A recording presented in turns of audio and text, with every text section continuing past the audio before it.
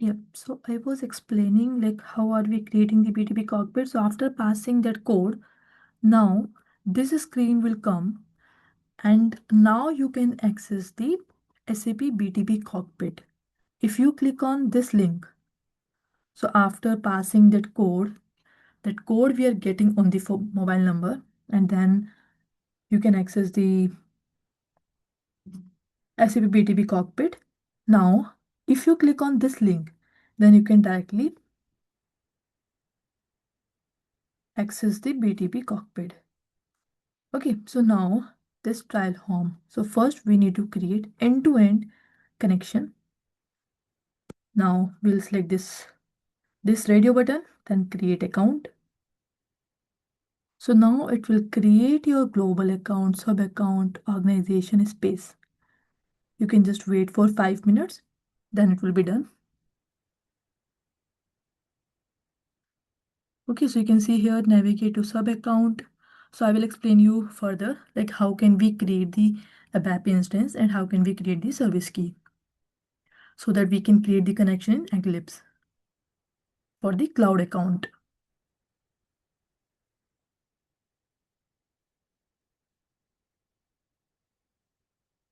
So let's wait here.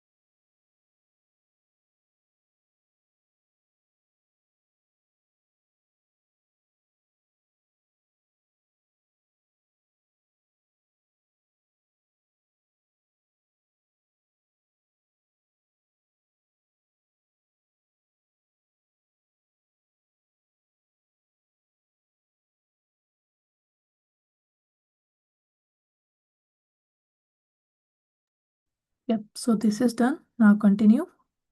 Yeah, so this is your trial account, SAP BTP trial.